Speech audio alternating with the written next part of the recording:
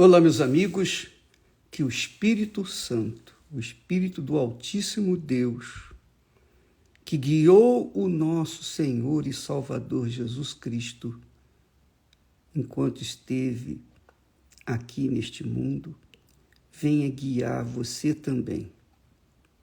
Venha guiar os seus pensamentos, venha conduzir a sua vida de acordo com a vontade dele, não de acordo com a sua vontade. Essa é a minha oração contínua para todos os que temem a Deus. E ainda, falando sobre nossa meditação sobre o rico e Lázaro, nós temos nesse relato bíblico, aliás, relato que somente uma pessoa poderia relatar esse fato que aconteceu lá na Babilônia, quando os judeus de Jerusalém foram confinados até aquele país, sob a direção de Nabucodonosor. Então, naquela altura, algumas pessoas ricas se deram bem, as pessoas pobres se deram mal. E dentre essas, Jesus fala de um que era paupérrimo, chamado Lázaro. Lázaro. Jesus fala de Lázaro. Jesus não mentiu, não está contando uma história para criança, ele está contando o que aconteceu, o que ele viu, o que ele testemunhou.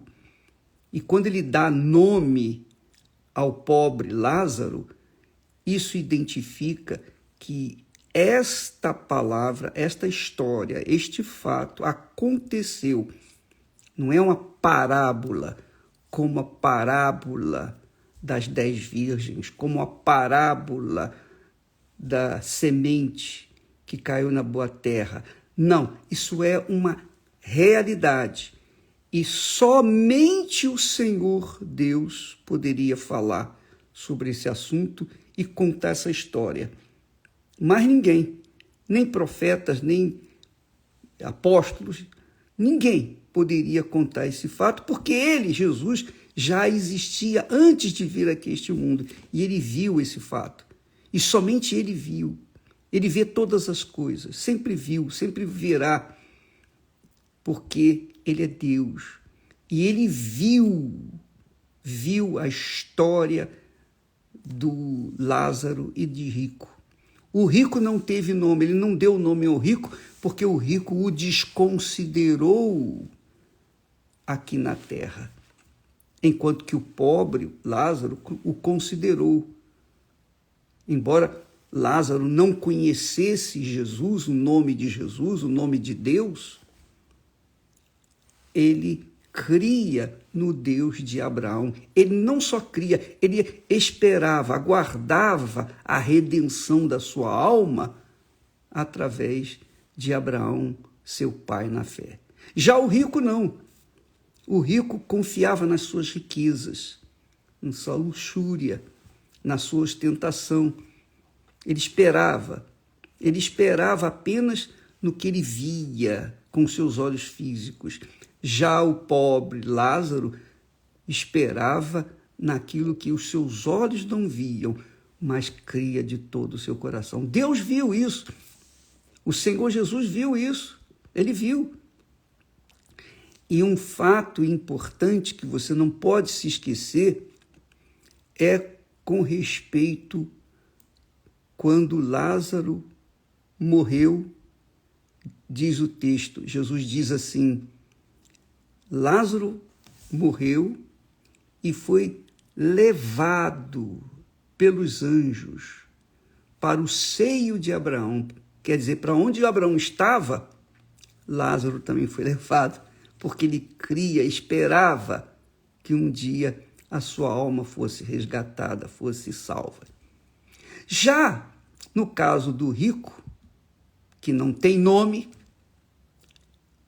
diz que ele morreu e foi sepultado, pura e simplesmente. Quer dizer, no versículo seguinte, com respeito ao rico, Jesus diz assim, e no inferno, quer dizer, Jesus não fala aqui de purgatório, um lugar intermediário entre o céu e a terra. Não. Ele não fala de purgatório. Purgatório é uma invenção dos fariseus, dos religiosos, que tentam ganhar dinheiro às custas da ignorância alheia. Mas quando se conhece a palavra de Deus, a gente vê logo que não tem purgatório. Senão, Jesus teria falado assim, e morreu também o rico e foi levado para o purgatório. Mas não, morreu o rico e foi sepultado. E no inferno,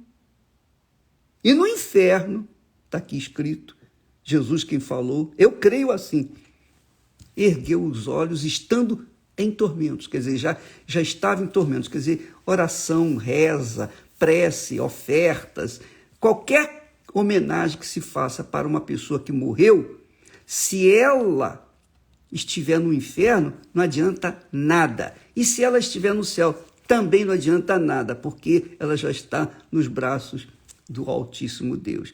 Mas se ela estiver no inferno, não vai resolver nada. Então, você doar casas, bens, patrimônio, para que se ore pela sua alma, reservar orações ou garantir rezas, missas e toda sorte de religiosidade ou atitude religiosa para elevar a sua alma do lugar ruim, não tem jeito. Eu estava conversando com um judeu e eu fiz uma pergunta semelhante a essa, porque ele estava me falando, quando meu pai morreu, todo dia eu ia na sinagoga fazer oração. 3 vezes por dia eu ia lá na sinagoga orar pelo meu pai. 3 vezes por dia, durante 1 ano. Aí eu perguntei, mas por que essa oração? Não, porque eu queria que a alma dele estivesse em paz. Mas como? Ele disse, não, a gente crê que quando uma pessoa morre, a alma fica num determinado local. E depois, conforme as nossas orações, ela vai subindo. Aí eu perguntei, mas subindo para onde? Não, vai subindo. Ele não soube me responder. Infelizmente, coitado, é a falta de conhecimento bíblico que faz as pessoas gemerem. Por isso que está escrito, o meu povo sofre por conta da falta de conhecimento da minha palavra.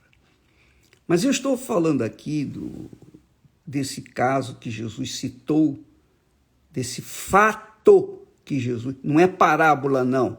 Fato, é uma realidade. Para que você, amiga e amigo, venha avaliar a sua alma, a sua condição espiritual. Venha pesar a sua alma. Se você tem na sua consciência um peso, o peso do pecado, você não tem certeza da sua salvação, então é bom que enquanto você estiver vivo, você venha se autoanalisar para que você tome uma decisão. Aí você me pergunta, bispo, como é que eu posso resolver? Como é que eu posso ser salva? Como é que eu posso ter a garantia da salvação da minha alma? Porque o corpo eu sei que vai virar pó, mas a minha alma... Então eu vou lhe dizer o que você deve fazer. Faça o que fez Lázaro. Ele entregou a sua alma para o Deus de Abraão. E não entregou assim, dizendo, eu entrego. Tá bom, eu entrego a minha vida, a minha alma para Jesus. Mas se você entrega a sua alma para Jesus, porém dentro de si não entregou mesmo, não for uma entrega sincera, então você não vai ter a certeza da salvação da sua alma. Você vai continuar com dúvida. A entrega tem que ser total. Por isso que existe a fogueira santa de Israel. A fogueira santa, quando a pessoa sobe no altar, não é a oferta, não é o montante de oferta, não é o bem patrimonial que está sendo colocado ali no altar, não. É a alma da pessoa. É tudo que ela é, tudo que ela tem, tudo que ela pretende ser ou tudo que ela pretende ter. É tudo ali no altar. Ela coloca o Senhor Jesus como primeiro na sua vida, primeiro do que sua mãe, seu pai, seus filhos, sua família, primeiro do que seus bens, primeiro do que a sua reputação, primeiro do que tudo. É a sua vida por inteira, totalmente ali, rendida.